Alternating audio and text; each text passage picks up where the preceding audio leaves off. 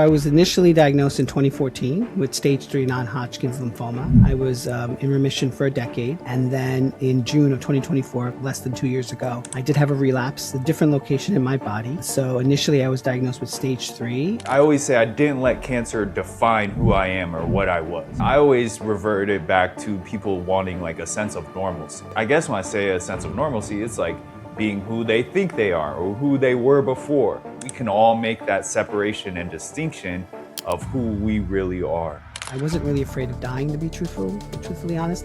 I was more fearful of the fact that I didn't finish what I came here to do. Like, none of us gets an assignment handed to us, like on paper or digitally, but I just felt like I didn't finish it. Cancer was one of the best things that happened to me for XYZ reasons.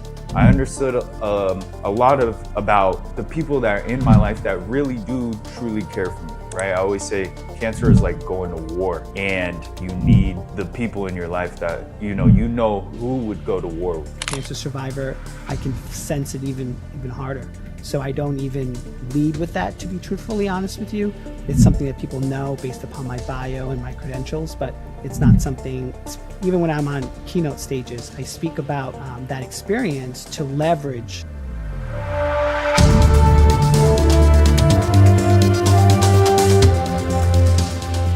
Thank you so much for tuning into this episode of Beast vs. Zombie. I have a really special guest with me today, Mr. Savio Clemente. He is a keynote and TEDx speaker, journalist, resilience strategist, and two-time cancer survivor. So we are extremely lucky to have him on the show today. Thank you so much, Savio, for joining. Thank you, Dominique. That's a nice intro you gave me. I appreciate it. I'm looking forward to seeing what we unpack today.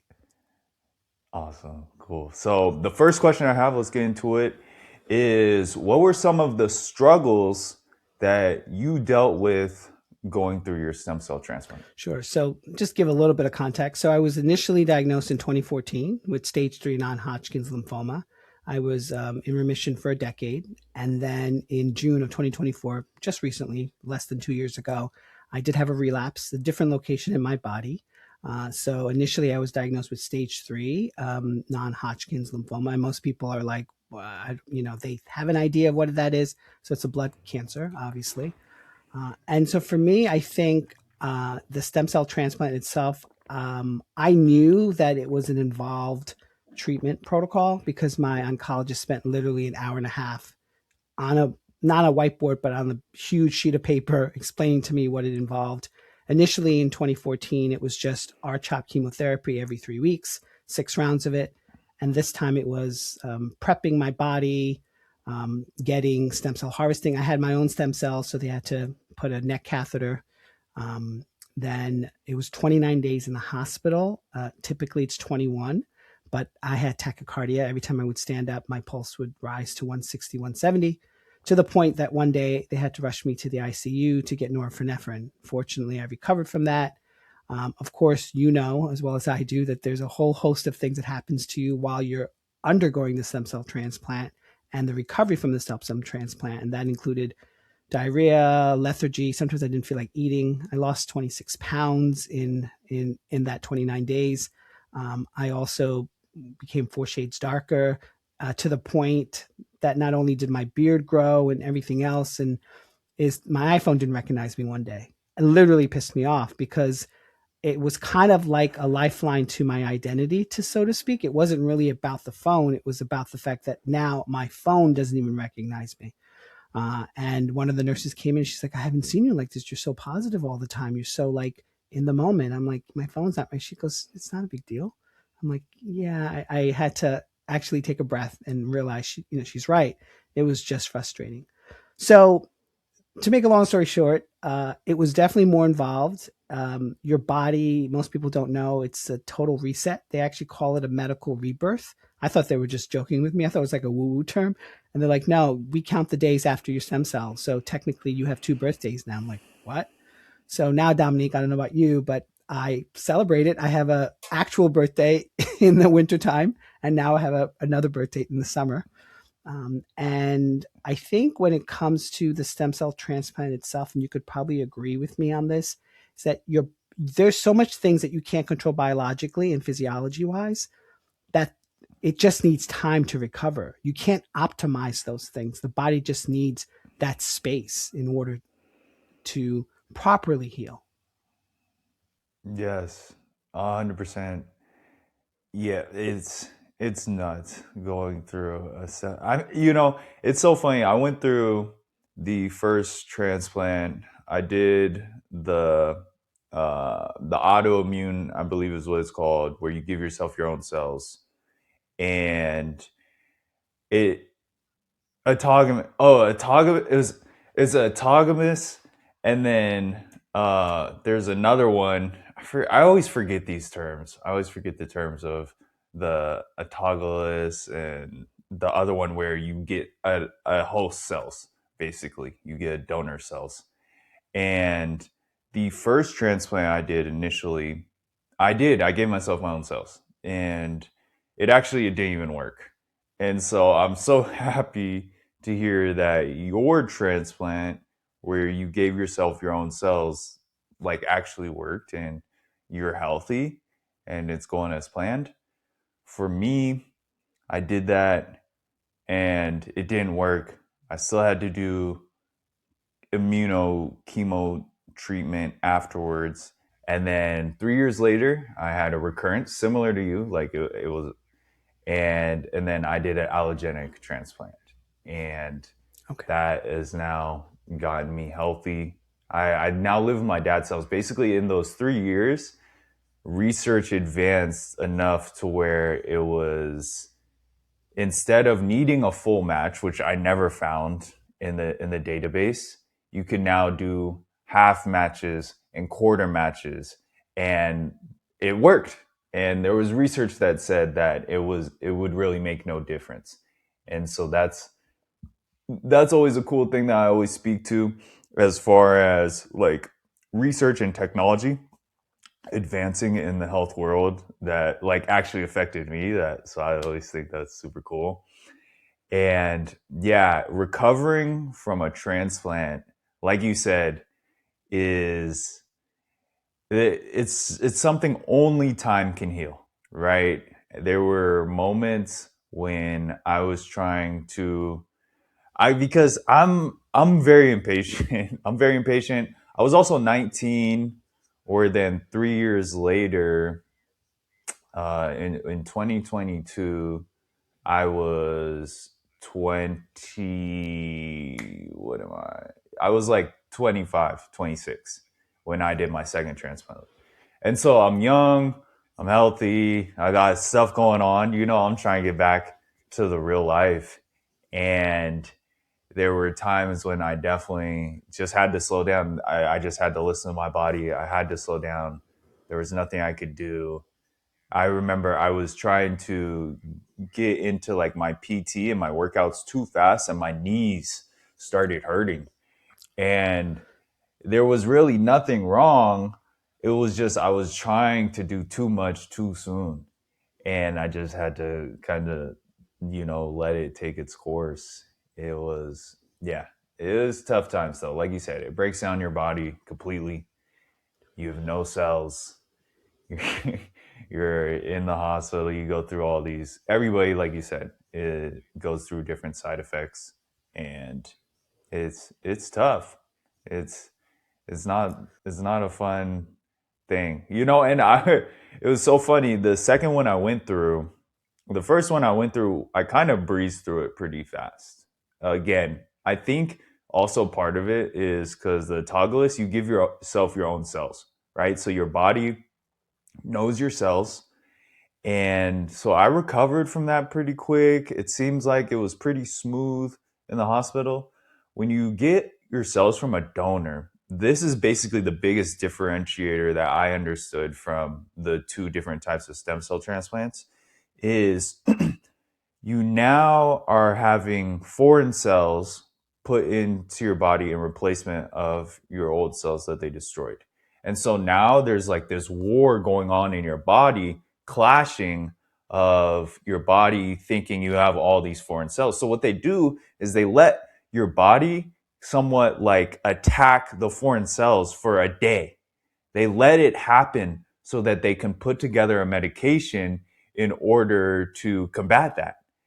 And so that's like the craziest nuance of what goes on. And then now at this point, when you do the allogenic stem cell, you have a chance to get what's called GVHD, graft versus host disease, which is like a whole nother ballgame. Thank God I am not in that. I was not in that, but that could kill you. It could literally kill you.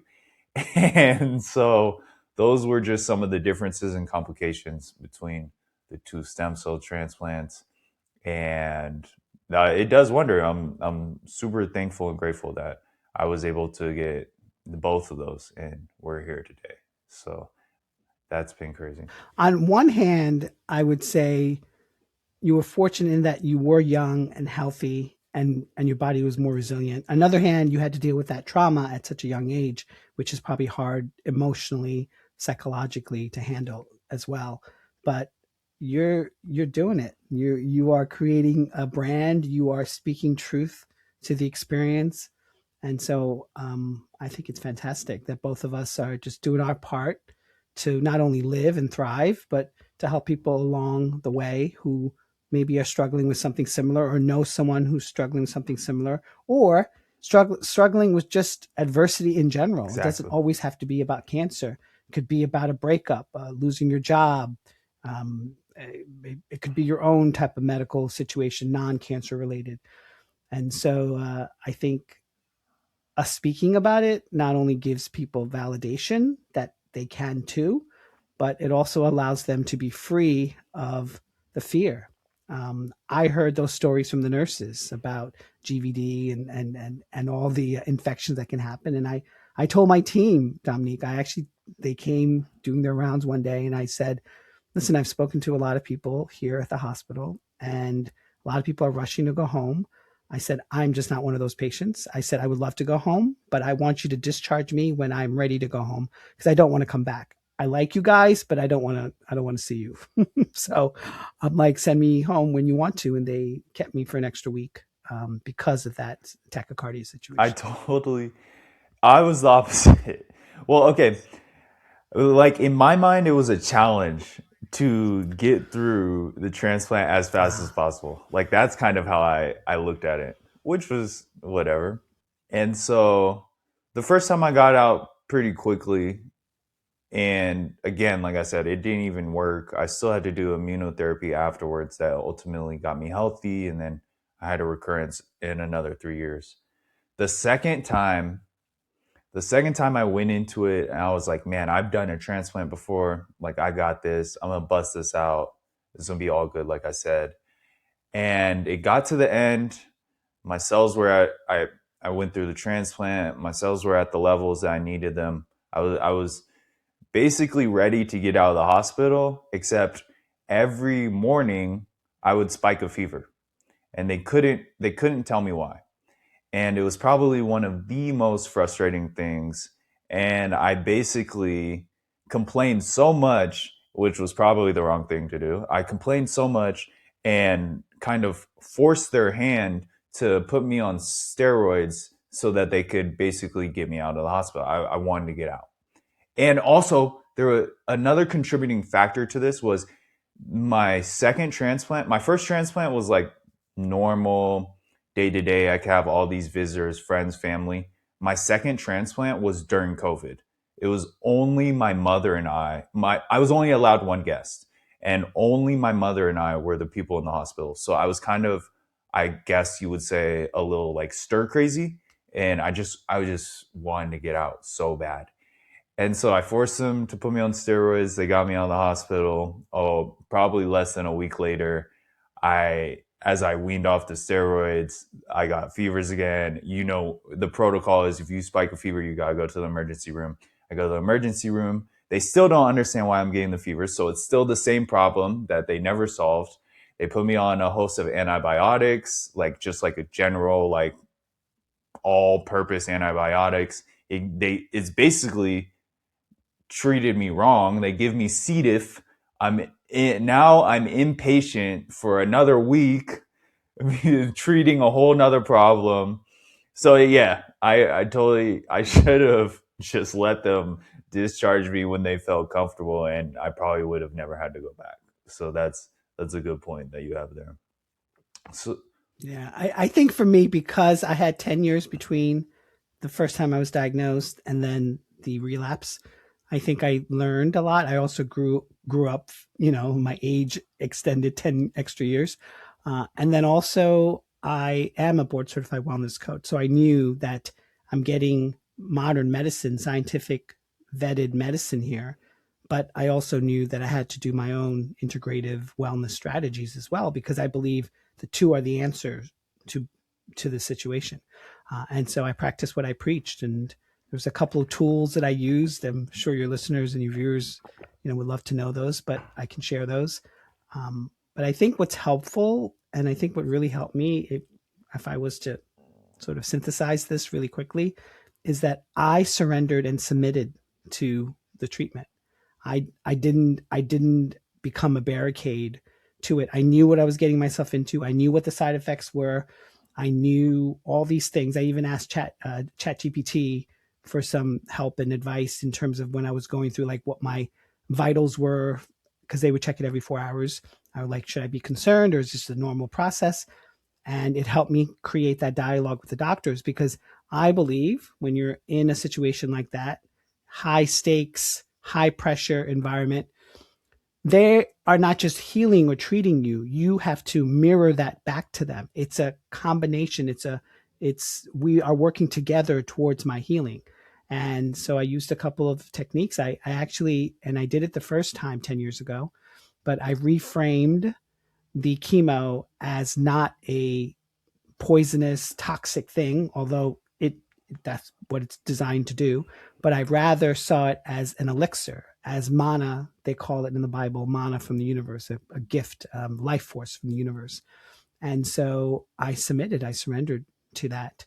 And then I also decided that they call it psychological distancing. So I created a buffer between the person who was in the hospital bed, tied up to all the machines, people coming every 4 hours, doctors doing their rounds.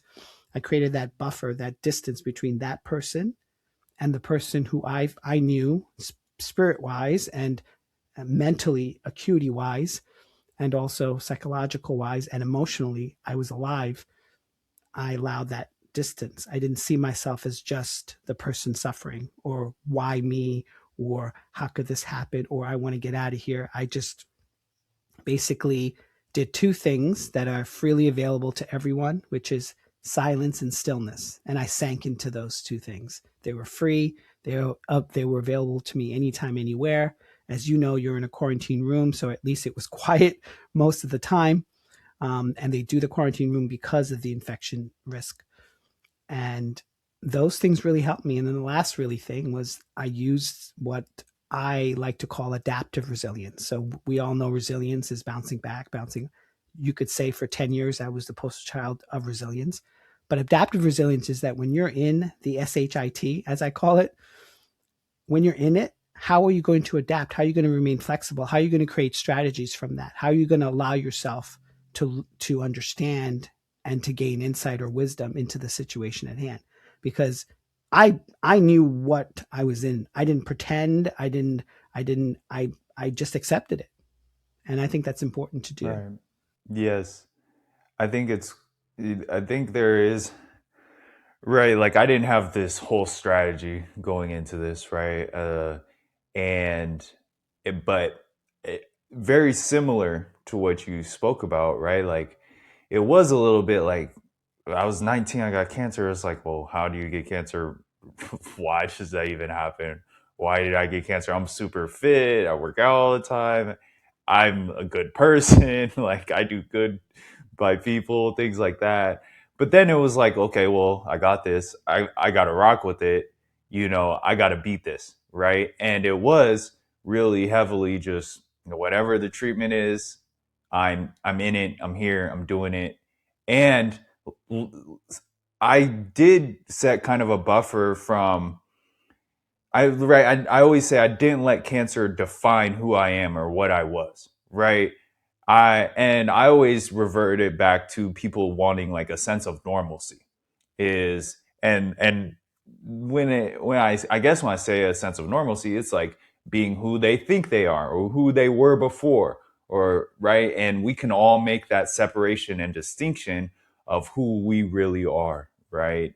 And just because we got cancer, I've been talking about this on my lives, just because we got cancer, it kind of like hyper focuses all this change in your life and maybe growth in your life, right? You were supposed to change. You were supposed to grow and somewhat like come into another level of another person to match the experience that like you're asking for in your life.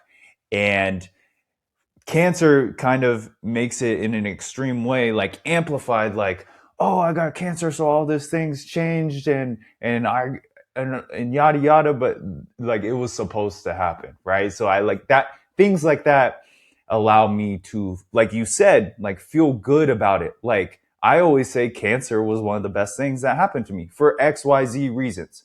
I understood a lot of about the people that are in my life that really do truly care for me, right? I always say cancer is like going to war, and you need the people in your life that you know who would go to war with you, right? I always say that it gave me a lot of purpose. It gave me this crazy story that I'm able to share with people and inspire. Like the goal, like you said, we're able to tell this story to help empower people to overcome hard things in their lives, to show up for themselves, to overcome hard things, and to understand that you and I were normal people. We were kind of in a situation that seems like it was kind of out of our control, and we were able to still take control and overcome hard things, right? So there's a plethora of reasons. I was able to spend more time with my family at home while I was getting my care done. Things like that, right? There was all these reasons, and I can go on why cancer was such a great thing, right? But being able to choose to look at it that way, I always kind of say is like a skill, to be able to have that kind of perspective, or in your case, like a strategy, right? And the mental piece of all of this, like you said, it's in combination with the treatment of the doctors. Is like you got to do your part in order to get through this, because like I said, we're going through war, right? And it all comes together. And I always say the best things happen in teams. That's why the doctors have a team. That's why it's all a team effort to get us to that end goal. And it's not, and we all have to do our role. It's not just like just you doing this all by yourself. You know what I'm saying? Yeah. And it's based upon perspective, right? For you, you saw it as thing. For other people, there's other forms of cancer where it's brutal. It is absolutely brutal. It takes away your physical body parts, and that has to be honored as well. I know for me, and you could probably speak to this as well. We could speak all day about the wound, but I like to say I'd rather speak about the walk. What am I doing after the fact? Now I have a title called two-time cancer survivor. It's not something I wanted ever, but I have it. And so now for me, it's not a burden, but it's a responsibility, a deep responsibility to make sure that I, at least for the rest of X amount of time I have left, I do my part in order to not only allow myself to flourish, but give people some insight into how they themselves can overcome whatever is being faced in their lives. And I think it's also important as well, and I did this, is this idea of self-regulation. I think it's important to really figure out for yourself, what can you control? Dominique, could you control your platelets, your red blood cells, your white blood cells? No, we can't control any of that. What we can control is how our mind is going to be focused on today. How, even if we're really tired, how our spirit is going to feel within our body. Psychologically, how we see ourselves with this situation.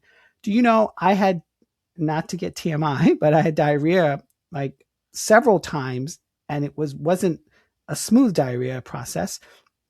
That after like the seventh time that day, I was like, okay, you know what? Maybe this is just the way it is for now. And I just accepted it. I didn't give in to it. I just said, maybe this is what my body needs to release. And so I just need to allow it, even though it was a pain, because I had to call the nurses to detach me from some of the machines and sometimes get help because I had the tachycardia issue. And sometimes in life, you just have to kind of figure out for yourself, how do I regulate? I know for me, I'm a long time meditator. I've been meditating for over 20 years now. But some people, it could be journaling. It could be prayer. It could be, well, you and I couldn't take a walk, but taking a walk, or breathing exercises, even if it's something as simple as 3 breaths out and 3 breaths in, whatever the case may be. And I think what's also really important is really this idea, and I learned this actually within the silence and stillness, and this might get a little trippy for a lot of people, is this idea of metacognition. It's the thinking of the thinking. So who am I beyond this situation, this person right now? Who's doing the thinking? And so this gets into the realm of consciousness and all that. And I don't like to go deeply heavy into it, because then people get really heady about it and get very sort of focused on just this idea of it.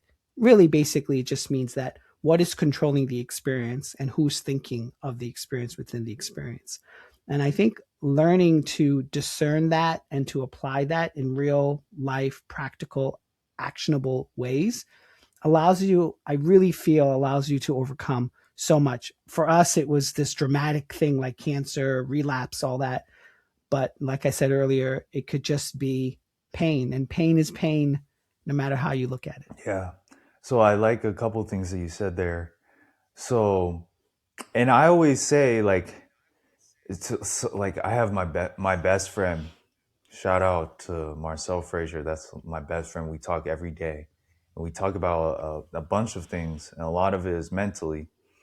And we talk about just simply thinking about what you're thinking about, and that's not something that I could say that like I always thought about, right? Like, and it's something that came with maturity and doing a lot of personal work and reading a lot of personal development and learning a lot about who I am, right? And just like education.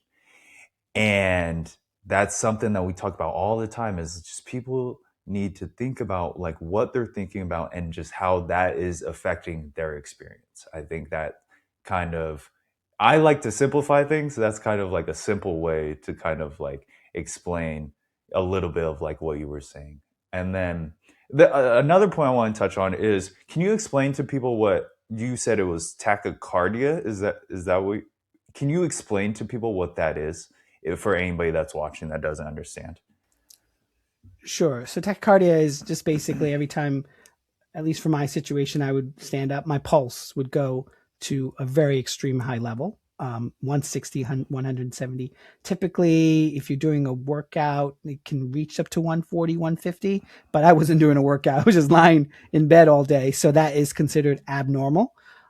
And typically baseline resting heart rate should be around maybe 110, 105.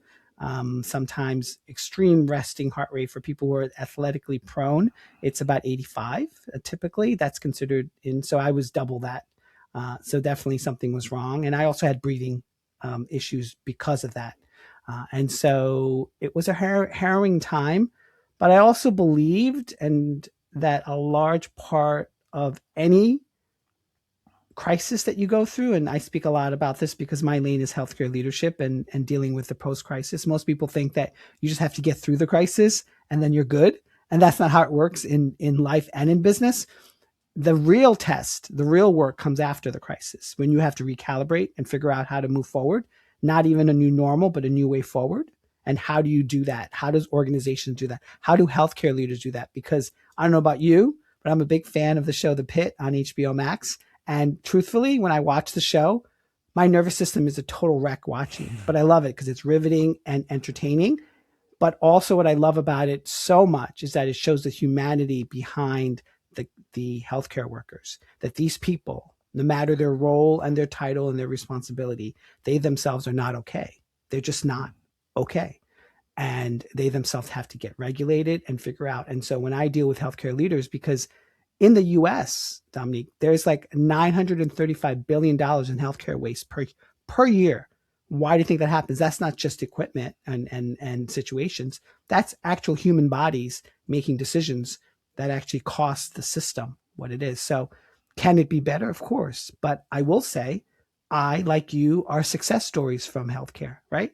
You and I are alive here. Modern medicine is a miracle. And so I think the key there, because I'm a board certified health and wellness coach, the key there is not to have silos. And I think healthcare and wellness have silos. And I will agree there's some sketch things with wellness. But I agree, people don't trust healthcare as well because there's some sketch things with that. I think we need to talk to each other more. And that's what I do on keynote stages, is to amplify the system so that it doesn't cost energy, time, and waste in terms of not only monetary, but efficiency. Yes, that's awesome. And so, okay, as a certified health and wellness coach, why do you think you got cancer? So I think this touches upon a lot of things.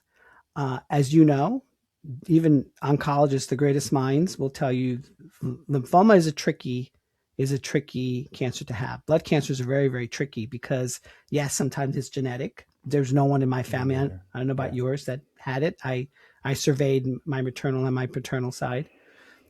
Organ cancers, I'm not saying everything can be explained, but some of them can, based upon habits and compulsions. But I would say, if you really are asking me this truthfully, I would say it's a combination of things. It's just the way life is. So that's one part. Two, whatever your belief system is. So I grew up Catholic, but in college I studied various belief systems from then until now, from Buddhism to Eastern philosophy to Jewish mysticism, all the way down to Vedic philosophy as well. And so there is spiritual things that we as humans need to overcome. Why is a newborn baby having a situation that they couldn't possibly, like a lung collapse, that they couldn't possibly have? It just happens. And so if you're someone who believes very deeply in faith and belief, then there is maybe some spiritual cause of the effect with that. I don't know what it is. Honestly, I think even knowing that, I don't know if it would even solve it fully. I think understanding your past and understanding what happens to you is a good thing. But I think sometimes people get so caught in the weeds that they forget about what needs to be lived, what needs to be faced, what needs to be overcome here now. And then I would say the third element of it would probably be the fact that through my pain and my suffering, because if you're someone who believes in the Christian or Christ or Jesus as a biblical figure or historical figure, whatever your take is on that, they say even he himself said, "Can this cup be passed from me?" In the Garden of Gethsemane, he actually asked that question several times, that he knew what he had to face. And so in that, he knew maybe what could await him, but he still had to go through that. So I think there's a third part in the fact of accepting certain things that are thrust onto you in life that maybe you didn't cause, but just happens. And I think it's our job to fully recognize that, understand that, and allow that process to take shape, but still have the courage, the know-how, the will, the desire to find a way through it. Because as a good friend once said, the only way through discomfort is literally through it. Yes, 100%. The only way is through. And it's very important, yes, to understand that. Because it's so hard to understand, right? Like, there's no right or wrong answer to that. The doctors, like you said, the oncologists are, on this pedestal as the most intelligent people and doctors in the world, cannot give you an answer on, why this happens, right? And there's all types of things, right? Like it could be all the foods, right? It could be partially all stuff that you're intaking in your diet that does not include food, right? Like your environment, as far as the information you take in, right? Your perspective on what you focus on, thinking about what you're thinking about, right? There's all these aspects. And in a lot of these situations, as far as getting cancer, I've had a lot of stories, and I felt the same myself, where people felt, in a sense, that their life had prepared them to get through this part. And like you said, it was something that was supposed to go, you were supposed to go through, right? And I always kind of go back, like, as far as, I don't, it doesn't matter what people believe in, but right, like, it, it's like, it, and I don't even read the Bible, right? I'm not like super religious. I do believe that like there is some higher power, whatever you want to call that, and it's across all religions, right? And there's always that quote, like, it was written, like, this is the journey, and it's already laid out for you, and it's really on you to just simply, like you said, somewhat like let it happen and go through it, right? And that's just part of the way it is, and to be able to like really accept it. What I like to say, I always say perfect timing. I say this all the time, like all the time. I'm always like, yeah, perfect timing, right? And I really just deeply believe in my timing of things in my life. And it comes from, it really just started with my dad when I was a little kid. We would sometimes, I would get stressed out about like maybe being late to something, or, and it was not a big deal. We might be late to like the barbecue, and he would always tell me, you know, son, we're right on time. We're going to get there, and it's going to be right on, and everything is going to be okay, you know? And that always like really held, so many things like that always just like held weight with me. And like I said, it's like we were prepared to go through this. It's even like the quote that God gives his hardest battles to his strongest warriors, right? Like there's all these ways that you can kind of like frame this. And I mean, at the end of the day, still nobody knows why. And it was up to you to deal with it how you wanted to deal with it, and to make a choice whether you wanted to get through it or not. But I do also want to interject because you and I are survivors from this, right? I don't know about you, but since my relapse in June of 2024, I lost 8 people to cancer. And sometimes some of them, it was just their first go around with it. So I want to definitely be sensitive to it as well, to know that um, really bad things happen. And sometimes we don't have an explanation for it, even though we can contextualize it or create inspiration from it. I think it's important to acknowledge the battle. And some people think that that word is controversial, or the fight. Some people think that word is controversial. Whatever this journey is for people like us who have faced the big C, I think it's important for us to not only have empathy and compassion for it, but also realize that sometimes it's the acceptance. Like, I don't know about you, but I didn't surrender to dying. I wasn't really afraid of dying, to be truthfully honest. I was more fearful of the fact that I didn't finish what I came here to do. Like, none of us gets an assignment handed to us, like on paper or digitally. But I just felt like damn, shoot, I didn't finish it. Whatever that is. And I don't even mean professional That's pursuits. I mean other things as well. Because I can always, like I was telling my parents when I got my complete response, CR. I don't call it remission anymore, by the way. I just call it a complete response to treatment. My parents were like, okay, go back to work. My parents are Indian background. And I'm like, I don't feel like myself. I said, I need to explore other things to be whole again, or to feel whole again. And so I explored things, so many things, like ecstatic dance. And I did internal family systems, and I did osteopathic manipulation therapy. I mean, I did so much. The only thing I didn't do was psychedelics. And because I believe firmly that if you open any door in life, you have to be prepared to see what's on the other side. And I didn't want to open that door to the mind, because I didn't think the mind needed that healing. Only the physical body needed the medicines. I needed the treatment. I needed all those things, but I didn't need that in the mind. And so I just wanted to just make sure that we speak truth to the experience, the full gamut of what cancer can do to not only the physical body, but to relationships, to situations. I mean, people go broke from it. I mean, if you even add up the healthcare cost of cancer treatment in general, it's just staggering. And I often say to myself that I need to take advantage of what's being offered to me. I live in a country where this is available. And so, therefore, not only do I feel fortunate, but I also feel like the next years after this situation, and hopefully I'm still in remission because, you never know, especially with blood cancers, that it's not a burden, but it's a deep responsibility to hold it with care and with patience and with understanding, and not to always say to yourself that this is something that you overcame. Yes, you did, but that's not everyone's story. And so you need to be, because I don't know about you, but I know people get triggered by my story. I know it, I feel it, I sense it. And now when I'm a 2-time cancer survivor, I can sense it even harder. So I don't even lead with that, to be truthfully honest with you.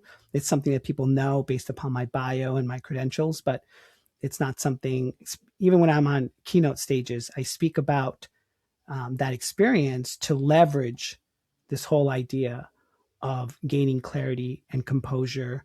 What happens after post-crisis? How do you deal with that? Because after post-crisis is where you win or lose. It's not when you win or lose in the crisis. It's about how do you embody, how do you shine, how do you allow yourself and your leadership team to move forward in that sense? Yeah. I totally agree with you as far as the sensitivity, especially in the world today of all the transparency. Like we're recording this, right? Like people are going to see this, right? And it's tough. It's really it's just very sensitive, I guess is the best word to explain that, right? And it's not, and even with good intentions, it can always be conveyed or perceived as how anybody wants to perceive it, right? And it gets to these like deeper questions as far as like what is good, what is bad, what you perceive as what somebody else, right? And it gets very complicated, right? And like I said, I totally agree that it is very important to stay sensitive, and not everybody has like the outcomes that we had, right? And then it's also important to understand that like things, like bad things don't have to be bad things, right? It's like you were saying, like some of your points, right? Like I had people that passed away, right? Like I know people that I've had interviews with on this podcast that have passed away, right? And it's almost like if we're talking about like what were we here to do, it's almost like they did what they were here to do. And maybe they were in so much pain that it's better that they were in like moved on. Maybe not. Maybe the way I view that is not the right way to view that, right? And problems like crazy medical bills and not being able to, like I'm so lucky that I was in a position to be able to let go of all my responsibilities, not have to go to college, not have to work, and be able to have the support to be able to take care of things like 2 stem cell transplants, right? And not everybody is that fortunate. Like I have a buddy I follow on Instagram. His name is Mola, and he's from Africa. And they didn't have the treatments for him to in Africa to do. I mean, like even in America, in Nevada, they can't do a stem cell transplant. So like, thank God I'm just from Oregon and I have family and support there, right? But he's from Africa, and if he didn't come over to the States, he wouldn't have been able to resolve his sickle cell with a transplant and get to the point where he's at now, sharing his story. And then he has friends and family back home that were not as fortunate as him to be able to resolve the issue in the way he has, right? And so like then it comes down to, why does that happen, right? Like, why do babies have these, or children have these incurable, right? Like children with leukemia, right? Like, why do they have these incurable diseases that is completely out of their control? And like, why are things like that happening, right? If we have a God, right? Like, these are always questions that like nobody will have an answer to. And like you said, it kind of just is the way it is. And it's almost impossible to feel good about something like that, right? And I totally, I do want to emphasize 100% that it's super important to be very sensitive to people that are going through things like that, right? Because fortunately, like, I'm not, so it's like I couldn't even fathom or relate or imagine on that like aspect or magnitude. And we all go through hard things, right? And it's all perspective of how hard it is, but it's so crazy. And I think it's also about us just dealing with the hand that we're dealt. Some of us don't get to choose. Some of us, our situations are different. And I think it's for us to have the wisdom to try to figure out how to get through it, which is really important. And I don't know about you, but what shocked me was that even before I started the stem cell transplant, my doctor actually gave me full autonomy. He actually said to me, I have a friend who's at a different hospital system, and it's not stem cell transplant. It's actually just using immunotherapy. And I talked to the doctor, and what shocked me about it, and I decided not to do it because I felt like I would be a guinea pig, so to speak, and it was a long process of various immunotherapies that they're trying over an extended period of time. And not only that, but for me to go to the facility with like 45 minutes to an hour. And then a part of me was like, if I have a bad reaction, how am I going to get home? Because I don't have the support, the physical support system for those type of situations. But one thing he actually did say to me, which I thought was amazing, because I was, like I said, initially diagnosed in 2014, was that he's like, since 2014 till now, and I got the relapse in 2024. But he's like, do you know that lymphoma has been studied among the cancers? The highest has been studied. There's so much data that we have on it that we can actually tell patients that they're actually cured. We never use the word cured. We always said you're in remission, no evidence of disease. But he's like, we don't use the word cured, but now we actually can tell some lymphoma patients that they're cured based upon stem cell transplant, which he said to me is a long, arduous process of recovery. And he was not wrong. But I was shocked by that. I was also moved by that. I was also happy about that, because no matter what the cancer is, whether it's lymphoma or pancreatic cancer, if you can eliminate and or say that someone is cured from that malady, that's a win, right? That's a huge win, no matter what the cancer is. So I wish my brothers and sisters all the best in that advancement towards cure. Okay, cool. So everybody go check Savio out on his website and on all socials. Make sure you check out the website, BeastVsZombie.com. You can get merchandise like I'm wearing right here. A percentage of all proceeds goes to cancer research and cancer awareness. Thank you so much, Savio, for joining me today. I really appreciate your time and sharing your story. Absolutely. This was awesome. Everybody have a good rest of your day, you guys. Be a beast.